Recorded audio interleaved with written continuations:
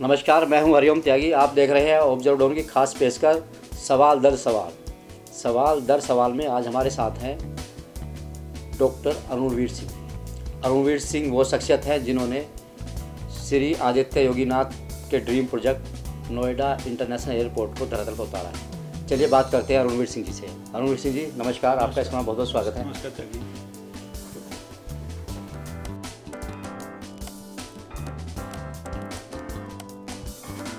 Doctor साहब, आपको airport man तक कहा जाने लगा है इस समय। जिम्मेदारी बहुत है लोगों को बड़ी उम्मीद है आपसे। तो इतनी बड़ी जिम्मेदारी के बाद अब आपकी अगली तैयारी क्या है? ये देखिए, हम लोग उत्तर प्रदेश सरकार और भारत सरकार की जो परियोजनाएं होती हैं, जो उसके पीछे जो मंशा होती है, जिस समर्पण की अपेक्षा हमसे की जाती है, तो एक एग्जीक्यूटिव होने के नाते, एक अधिकारी होने के नाते और एक पदधारता के नाते हम उसको पूरे समर्पण और लगन के साथ हम लोग करते हैं। और माननीय मुख्यमंत्री जी समय समय पर जो निर्देश देते हैं उसके क्रम में हम लोग काम करते हैं। नोएडा इंटरनेशनल एयरपोर्ट उत्तर प्रदेश का एक बहुत बड़ा ड्रीम प्रोजेक्ट है, जिससे पूरे उत्तर प्रदेश नहीं बल्कि पूरे उत्तर भारत, पूरे देश में अब सबसे बड़ा एयरपोर्ट होने जा रहा है। यहाँ 5 रनवे बनने जा रहे हैं, MRO एक्टिविटी होने जा रही है। साथ ही साथ लैंड मास के दृष्टिकोण से बहुत बड़ा एयरपोर्ट होगा। अभी शुरुआती दौर में जो पहले चरण का डेवलपमेंट हो रहा है उसमें 2 रनवे और 2 टर्मिनल बिल्डिंग के साथ एयरपोर्ट होगा शुरू। और शुरुआत में 2024 में 1 रनवे के साथ यहाँ काम शुरू हो जाएगा। माननीय प्रधानमंत्री जी के शिलान्यास के बाद यहाँ पर काम शुरू हो गया है। मौके पर एरोड्रोम रेफरेंस पॉइंट बन गया है। बाउंड्री वाल का काम बहुत तेज़ी से चल रहा है। ग्राउंड लेवलिंग हो रही है और फाइनल जो है वो टर्मिनल बिल्डिंग के लिए और रनवे के लिए जो कॉन्ट्रैक्टर का चयन है वो अंतिम प्रक्रिया में है, जो कि ज्यूरिक कंपनी कर रही है। और उन्होंने अपना डेवलपमेंट प्लान दे दिया है। DGCA ने एयरपोर्ट को बनाने की अनुमति दे दी है 31 नवंबर को। सारे क्लियरेंसेज एट प्लेस हैं। अब कोई भी क्लियरेंस किसी प्रकार का कोई बाकी नहीं है। और यहाँ पर अब लगातार निर्माण जो है निर्बाध गति से अगले 36 महीनों में पूरा किया जाना है। कोशिश ये की जा रही है कि जल्दी से जल्दी जो निर्धारित समय है 1059 दिन या 3 साल जिसको कहते हैं अपॉइंटेड डेट से, वो 30 महीने या 32 महीने में पूरा किया जा सके। तो हम सब लोग पूरी तरह से समर्पित होकर इस काम में लगे हुए हैं। और इसके अलावा और भी जो परियोजनाएं, बड़ी परियोजनाएं जैसे फिल्म सिटी की परियोजना है, वृंदावन में हेरिटेज कॉरिडोर की परियोजना है, लॉजिस्टिक पार्क और वेयर हाउस पार्क की परियोजना टप्पल में है, उस पर भी काम कर रहे हैं। एक भारत सरकार ने उत्तर प्रदेश को मेडिकल डिवाइस पार्क की योजना दी है। पूरे देश में 4 राज्यों को चुना गया है। प्रधानमंत्री जी के यहाँ एक मेडिकल डिवाइस पार्क की बहुत बड़ी परियोजना आई है। और 4 राज्यों में उत्तर प्रदेश, हिमाचल प्रदेश, मध्य प्रदेश और तेलंगाना है। उत्तर प्रदेश में यमुना प्राधिकरण को अवसर दिया है उत्तर प्रदेश सरकार ने, तो यहाँ पर एक मेडिकल डिवाइस पार्क भी डेवलप कर रहे हैं। वो भी बहुत बड़ी परियोजना है।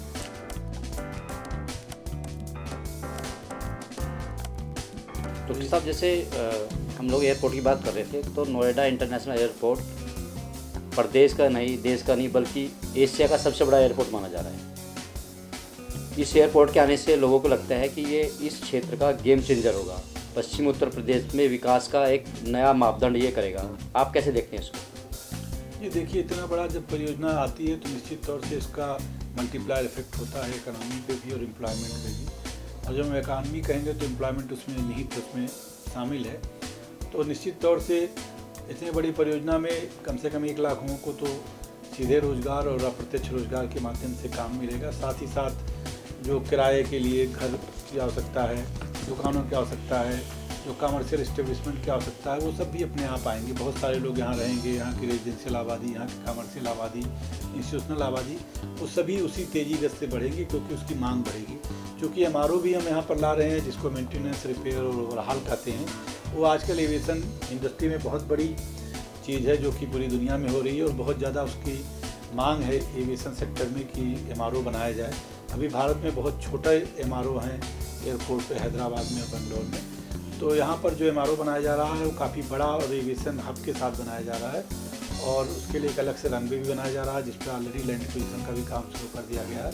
तो MRO से और भी एम्प्लॉयमेंट जनरेट होगा, बहुत सारा एम्प्लॉयमेंट जनरेट होगा और उसका भी बहुत फ़र्क पड़ेगा। तो काफ़ी रोज़गार के अवसर पैदा होंगे, लोगों के काम के अवसर पैदा होंगे, लोगों के घरों पर जो है वो रेंटल प्रॉपर्टी की कीमत बढ़ेगी, कमर्शियल चीज़ों पर बढ़ेगी।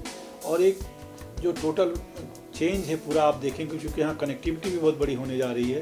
इस एयरपोर्ट से जो है रेल कनेक्टिविटी, मेट्रो कनेक्टिविटी, नया ग्रीनफील्ड एक्सप्रेसवे की कनेक्टिविटी, पार्ट टैक्सीज़ की कनेक्टिविटी, ये सारी चीज़ें यहाँ होने जा रही हैं। और ये भी कोशिश चल रही है कि इस एयरपोर्ट को जो है कार्गो चूँकि बहुत बड़ा हब बनने जा रहा है, तो इसको ड्राई पोर्ट से चोला से जोड़ा जाए। तो एक बार ड्राई पोर्ट भी बन जाएगा, रेल हेड भी यहाँ से पास होगा, रेल और रोड एक्सप्रेसवे बन जाएगा, पीआरटी बनेगी, तो देश में कनेक्टिविटी के लिहाज से ये अपने आप में अनूठा एयरपोर्ट होगा। अच्छा डॉक्टर साहब, जो नोएडा जो आपका एयर उसकी बात कर रहे हैं आप मेट्रो की, तो मेट्रो जो नोएडा वाला मेट्रो है या कोई दूसरी कंपनी मेट्रो लेकर आ रही है? देखिए, माननीय मुख्यमंत्री के सामने यहाँ प्रस्तुतिकरण किया गया था। पहले जो है ग्रेटर नोएडा से जेवर तक हम लोग एक मेट्रो बना रहे थे, वो हर सेक्टर में रुक रही थी। क्योंकि एयरपोर्ट से एयरपोर्ट ट्रांसफ़र है तो लोगों को बहुत तेज़ गति का साधन चाहिए और बहुत कम समय में आईजीआई पहुँचना चाहिए। तो उसको दृष्टिगत रखते हुए माननीय मुख्यमंत्री जी ने कहा कि यहाँ 1 से 20 किलोमीटर की रफ्तार कम से कम से चलने वाली मेट्रो एक्सप्रेस बनाई जाए, एयरपोर्ट मेट्रो एक्सप्रेस बनाई जाए। तो उसके लिए हमने डीएमआरसी को चुना और डीएमआरसी इस पर फिजिबिलिटी स्टडी और डीपीआर बना रही है और ये जेवर से लेकर के नई दिल्ली तक जाएगी और नई दिल्ली से ऑलरेडी आईजीआई के लिए एयरपोर्ट मेट्रो एक्सप्रेस चलती है, उससे जुड़ जाएगी। तो ये एक तो ये आईजीआई वाली है वो तो रिलायंस चलाता है, तो यहाँ पर रिलायंस या कोई दूसरा रिलायंस? नहीं, अभी तो डीएमआरसी दिल्ली तक चलाएगी, नई दिल्ली से फिर वो जैसे चलती है उस हिसाब से आगे बढ़ेगी। इसके अलावा चूँकि rapid national high speed rail corporation एक बुलेट ट्रेन की भी योजना ला रहा है, वो सराय काले खां से जेवर की टर्मिनल बिल्डिंग तक स्टेशन आ रहा है और केवल 21 मिनट में सराय काले खां से जो यात्री होंगे वो जेवर एयरपोर्ट अंदर पहुंच सकते हैं।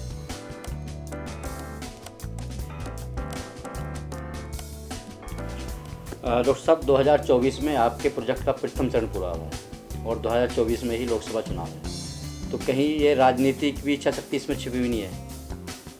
नहीं, ये तो परियोजना का एक समय निर्धारण होता है और उसको निर्धारित समय में पूरा करना पड़ता है।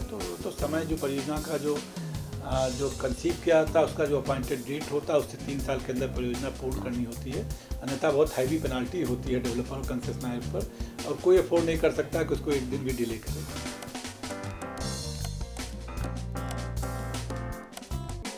अच्छा, जो प्राइवेट प्लेयर होता है वो नेचुरली जो भी काम करता है अपने फ़ायदा सेंटर में रख के करता है, तो कहीं इससे ऐसा तो नहीं होगा कि जो एयर यातायात है वो महंगा हो जाए जनता के लिए? देखिए, आपने बहुत अच्छा सवाल किया। ये एयरपोर्ट ऑपरेटर जो कंपनी है जो यहाँ इंडिया में आई है, ज्यूरिक इंटरनेशनल एयरपोर्ट एजी, तो ये दुनिया के सबसे बड़े एयरपोर्ट ऑपरेटर्स और बनाने वालों में शामिल हैं। इन्होंने बहुत सारा लैटिन अमेरिका में और अन्य जगहों पे बहुत एयरपोर्ट बनाए हैं। ज्यूरिक का एयरपोर्ट इनका आई है।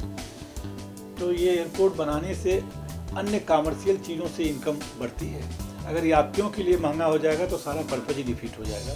इन्होंने उत्तर प्रदेश सरकार से अनुरोध किया है कि जो फ्यूल है, एयर फ्यूल, उसको सस्ता किया जाए, उस पर वैट कम किया जाए। इसके अलावा इंडस्ट्रियल पॉलिसी के तहत तमाम तरह की जो इंसेंटिव्स हैं वो इनको दिए जाएँ। उन इंसेंटिव और एयर फ्यूल सरचार्ज कम होने से यहाँ पर सस्ते टिकट मिलेंगे, यात्रियों को बेहतर विकल्प मिलेगा। अगर आप बेहतर विकल्प नहीं देंगे तो लोग आईजीआई के बजाय ट्रांजिट के रूप में जेवर क्यों आना चाहेंगे?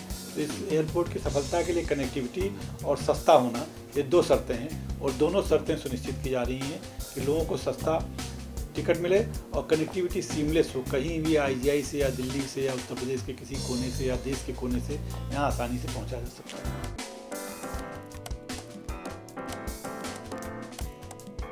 ज्यूरिक कंपनी बाहर की कंपनी है, तो इंडिया में किस तरह का स्ट्रक्चर है? किसी के साथ पार्टनरशिप में है या सोल राइट उसके पास है?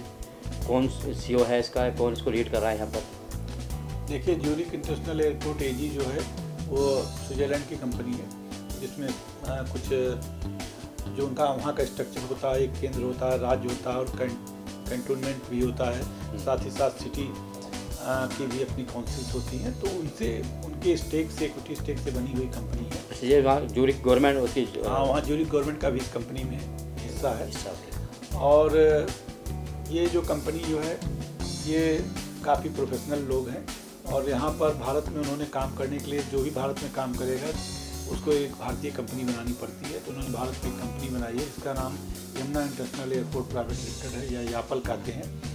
ये कंपनी भारत में काम करेगी, इसके लिए उन्होंने ज्यूरिक में अपना एक सीईओ अपॉइंट किया है और वो सीईओ हैं क्रिस्टोफ सेलमैन, वो भी विदेशी हैं और वो यहाँ पर भारत में काम देख रहे हैं। इनके चीफ ऑपरेटिंग ऑफिसर भी हैं और इनके एमडी जो हैं वो डैनियल बिर्चल हैं, चेयरमैन और एमडी, जो कि ज्यूरिक में बैठते हैं इस कंपनी के। तो इसका इस तरह से स्ट्रक्चर है। बाकी काफ़ी लोग इसमें इंजीनियर्स वगैरह भी बाहर के हैं। तो ये कंपनी जो है वो अभी बहुत ही प्रोफेशनल कंपनी है और भारत में इसने अपनी कंपनी बना ली है और ऑलरेडी काम शुरू कर दिया है।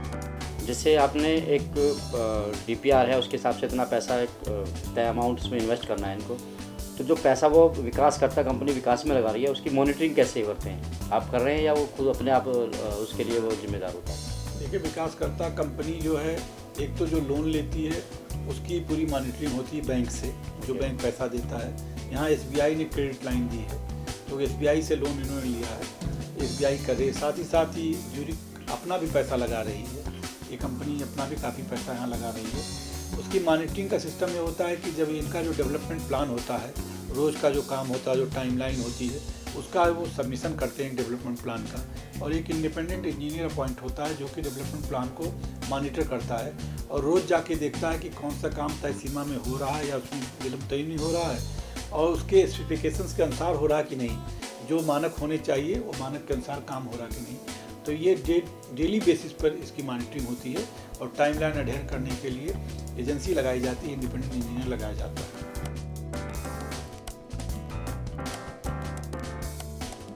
अच्छा, आपके पास में नोएडा इंटरनेशनल एयरपोर्ट के साथ में फिल्म सिटी की भी जिम्मेदारी है। दोनों ही प्रोजेक्ट ऐसे हैं जिसके ऊपर देश की नज़र टिकी हुई है। आप इन दोनों जिम्मेदारी को कितना मुश्किल समझते हैं, कि कैसा चैलेंजेस कैसे लेते हैं उसका? देखिए, माननीय मुख्यमंत्री जी ने फिल्म सिटी की अवधारणा के लिए आगे बढ़ कर के हम लोगों को निर्देशित किया और सभी के प्रेजेंटेशन के बाद और सभी चीज़ों को देखने के बाद माननीय मुख्यमंत्री जी ने और फिल्म व्यवसाय से जुड़े हुए लोगों ने कहा कि हमको एक्सप्रेस वे पे फिल्म सिटी बनानी है, क्योंकि कनेक्टिविटी के लिहाज से और अंतर्राष्ट्रीय एयरपोर्ट के आगमन की आहट से ये जगह सबसे उपयुक्त लोगों ने मानी। और यहाँ पर हमने सेक्टर 21 में एक्सप्रेस वे पर जो है सेक्टर 21 में 1000 एकड़ में फिल्म सिटी हम लोग बना रहे हैं। इसमें करीब 7 से 80 एकड़ ज़मीन इंडस्ट्री की है और 2 से 20 एकड़ ज़मीन जो है कमर्शियल है। यहाँ पर फिल्मिंग फैसिलिटी होगी, जो मॉडर्न फिल्म के और नए अव्यय आ गए हैं, जैसे OTT प्लेटफार्म, VFX, बच्चों की फिल्म का एडिटिंग, सॉन्ग का, और सभी तरह की सुविधाएं यहाँ होंगी। बैकलॉट रहेगा, स्टूडियोज़ रहेंगे, फिल्म इंस्टीट्यूट्स रहेंगे, यहाँ एक एम्यूजमेंट पार्क भी रहेगा 150 एकड़ में। इसके अलावा विलाज रहेंगे, वर्कर्स की डॉर्मेट्री रहेंगी, जो लोग काम करेंगे, टेक्नीशियंस की। तो अपने आप में ये पूरी तरह से समेकित एक फिल्म सिटी होगी। जहाँ तक चुनौती की बात है, ये सब कार्य ऐसे हैं जिसमें कि पूरे लगन के साथ और समर्पण के साथ लगना पड़ता है। इसमें लैंड एक्विजिशन एक बहुत मेजर कंपोनेंट होता है, उसके बाद परियोजना की एनओसीज एक मेजर कंपोनेंट होती हैं और उनकी मॉनिटरिंग डेली बेसिस पर कि एक भी दिन का विलम्ब ना हो। सामान्य रूप से परियोजनाओं को पूरा होने में 10 से 15 साल लगते हैं शुरू होने में ही। अगर आप एयरपोर्ट की बात करें तो देश में जितने भी नए एयरपोर्ट बन रहे हैं सब में 10 साल का सफर हुआ। लेकिन आपको ये जान के सुखद आश्चर्य होगा कि माननीय मुख्यमंत्री जी और सिविल एविएशन विभाग के लगातार प्रयासों से, मॉनिटरिंग से, जिस तारीख को इसको मई 2018 में इसको इन प्रिंसिपल अप्रूवल मिला और 2021 में माननीय प्रधानमंत्री जी ने इसका शिलान्यास किया, तो अपने आप में 3.5 साल की यात्रा में ही एयरपोर्ट जो है मौके पे बनना शुरू हो गया है। तो इस प्रकार सारा काम जो है वो सरकार और उसके साथ जो एग्जीक्यूटिव है, जो विभाग हैं, वो पूरी तरह से लग करके करते हैं और चुनौती नहीं बल्कि बहुत मज़ा आ रहा है। मुझे तो एयरपोर्ट के काम में भी बहुत मज़ा आया और फिल्म सिटी के काम में और भी मज़ा आ रहा है कि ये जल्दी से प्रोजेक्ट पूरा हो और धरातल पर उतरे।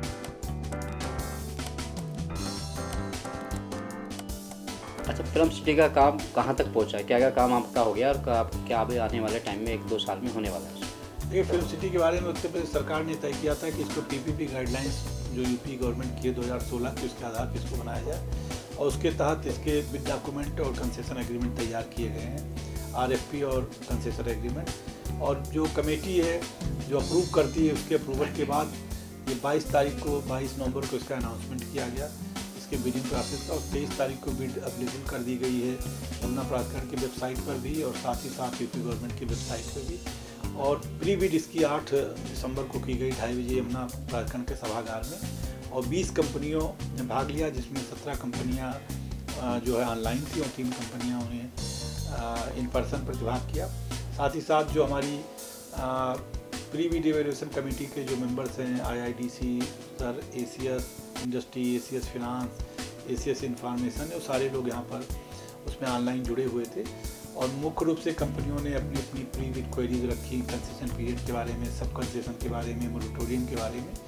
उस सभी को हम लोग जो है आज शाम 5 बजे तक रिसीव करेंगे। उसके बाद सभी पर एक उत्तर अपलोड करेंगे अगले हफ्ते मीटिंग करके।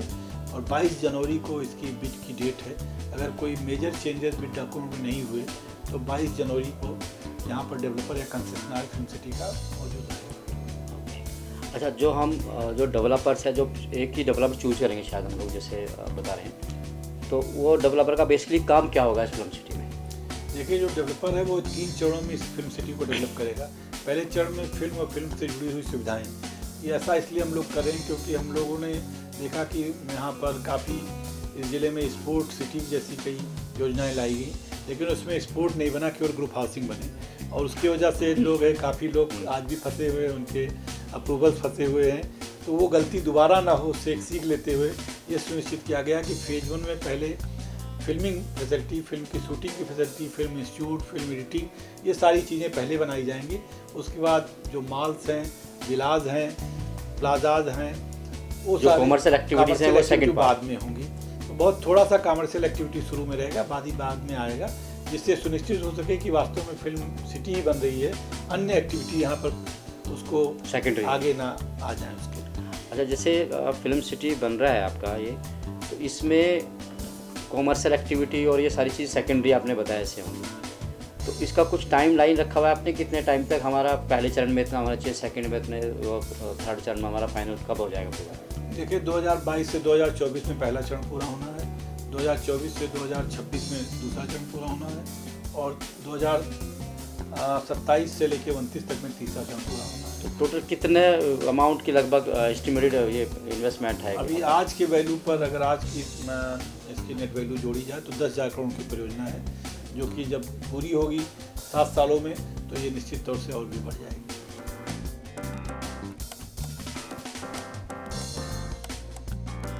ओके डॉक्टर साहब, हमने काफ़ी सारे सवाल आपसे पूछे। इसके बाद यदि कुछ और ऐसा है जो आप ये एयरपोर्ट के विषय में या फिल्म सिटी, या जैसे आप बता रहे थे हेरिटेज कॉरिडोर है, उसके बारे में थोड़ा डिटेल्स और बता दीजिए कि वो कब शुरू होया, उसमें कहाँ तक पहुँचा है, DPR बनी अभी नहीं बनी, या फिजिबली रिपोर्ट आई नहीं आई, उसके बारे में थोड़ा सा प्रकाश डाल दें। देखिए, 3 और बड़ी परियोजनाएं पाइपलाइन में हैं, जिनके बारे में मैं एक एक करके आपको बता देता हूँ। एक तो मेडिकल डिवाइस पार्क, जैसा कि मैंने शुरू में कहा कि भारत सरकार की फार्मा पॉलिसी में मेडिकल डिवाइस पार्क और बल्क ड्रग पार्क की योजना लाई गई थी, और 4 राज्यों को एलोकेट किया जाना था।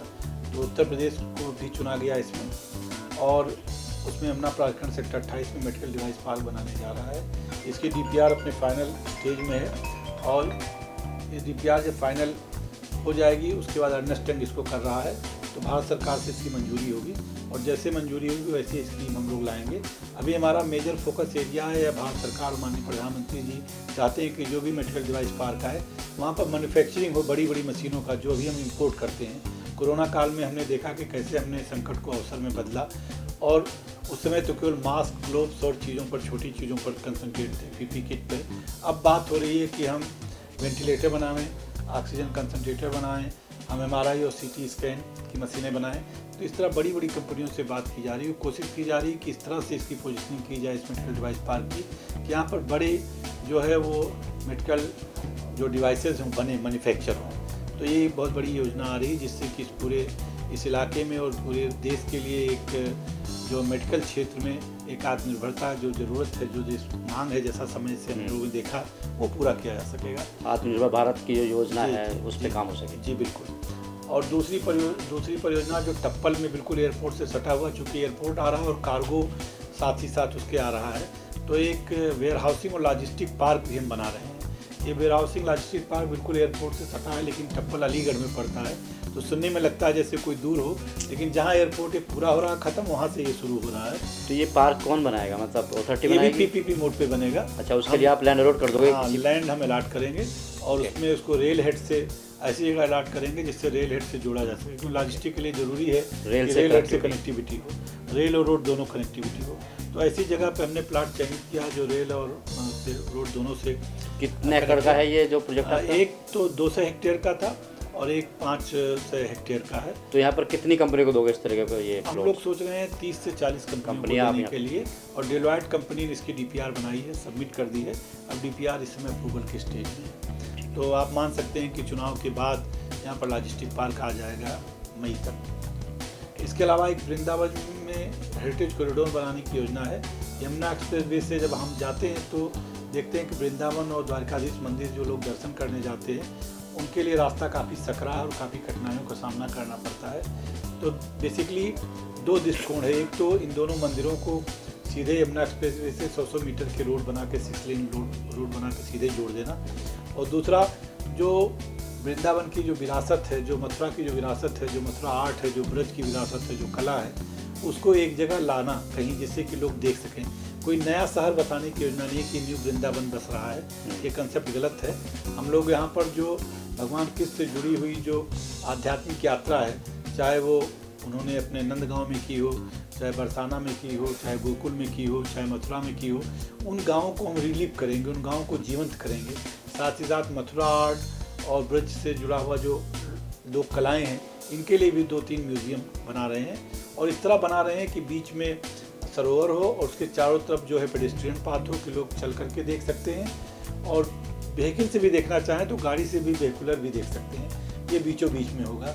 और चूँकि दोनों मंदिर जिसका मैंने अभी नाम लिया वो यमुना के किनारे अवस्थित हैं, तो रिवर फ्रंट डेवलपमेंट भी दोनों स्थानों पर मेजर इसका प्रोजेक्ट का भाग है। और साथ ही कथा वाचनालय भी रहेंगे कि भगवत कथा सुनने की 10-20 जगहें हो जहाँ लगातार भगवत कथाएँ चलती रहें। कृष्ण के स्थान में लोग आएँ और उनको रुकें, चिंतन मनन करें और कम से कम 1 दिन 2 दिन रुकें। क्योंकि अभी मथुरा में जो ट्रैफिक आता है वो 5 से 7% रुकता है, बाकी लोग वापस लौट जाते हैं। दिल्ली वहाँ पे फैसिलिटीज उतनी नहीं है। तो इस तरह की 120 स्तरीय पर्यटन केंद्र के रूप में विकसित हो सके, जिससे यहाँ लोग रुकें और फिर दूसरे दिन अपनी आध्यात्मिक यात्रा या जो भी हो उसको करना चाहते हैं, दर्शन करना चाहते हैं भगवान के, वो कर सकें। अच्छा, जो कॉरिडोर आप बात कर रहे हैं या कुछ म्यूजियम की बात कर रहे हैं, तो वो भी पीपी मॉडल पे बनाएंगे या उसके लिए कुछ अलग अलग से अपने स्कीम बनाएंगे? सब पीपीपी मोड पे है। लैंड स्टेट गवर्नमेंट की इक्विटी होगी, बाकी डेवलपर होगा, लेकिन वहाँ डेवलपर वृंदावन में कई होंगे, 1 से ज़्यादा होंगे। और देखिए जो जेवर एयरपोर्ट आएगा, अगर उसका लेओवर 3 से 4 घंटे है तो वो एम्यूजमेंट पार्क में आकर के अपने बच्चों के साथ तो खुद घूम सकता है। उसके लिए हमने पार्क टैक्सी लगाई है। वो वृंदावन वो लॉजिस्टिक पार्क जाना चाहता है या इंडस्ट्रियल सेक्टर में जाना चाहता है, उसके लिए भी पार्क टैक्सी है। और मथुरा वृंदावन जाना चाहता है तो एक्सप्रेस वे पे आराम से जो है 30 से 35 मिनट में पहुंच जाएगा। इसी तरह वो अगर आगरा जाना चाहता है तो आगरा पहुंच जाएगा। तो ये पूरा पर्यटन का एक सर्किट बन के तैयार हो जाएगा। आगरा, मथुरा, वृंदावन, टप्पल, बाजना, जेवर एयरपोर्ट और फिल्म सिटी, ये पूरा एक कॉरिडोर डेवलप हो रहा है, और जो कि उत्तर प्रदेश में नहीं बल्कि पूरे देश के पर्यटन में बहुत ही बढ़ावा जैसे आप वहाँ पे उसको आर्ट कल्चर जो ब्रज से जुड़ा हुआ है उससे डेवलप करना चाहते हैं, तो जो डेवलपर आएगा उसमें या जो भी म्यूजियम बनाएगा तो उनका रेवेन्यू सोर्सेज क्या होगा? वो टिकटिंग सिस्टम होगा और रेवेन्यू जो इसके अलावा वो कुछ रेजिडेंशियल भी करेंगे डेवलप। अच्छा, कुछ रेजिडेंशियल कुछ कॉमर्शियल आप उसको दे दोगे जिससे अपने खर्चे निकालना। रेजिडेंशियल और कमर्शियल के लोड किए हुए इस तरह की परियोजना नहीं हो सकती। अच्छा, दोनों चीज़ मिक्स करके आप म्यूजियम के साथ में कुछ रेजिडेंशियल है उसको परमिशन दे दोगे? मिक्स लैंड यूज में एक तो स्पिरिचुअल और कल्चरल यात्रा अलग हो गई, लेकिन इतनी ज़मीन उनको कमर्शियल और रेजिडेंशियल जरूर दी जाएगी जिसके पैसे से सारा अपना खर्चा कर सकते।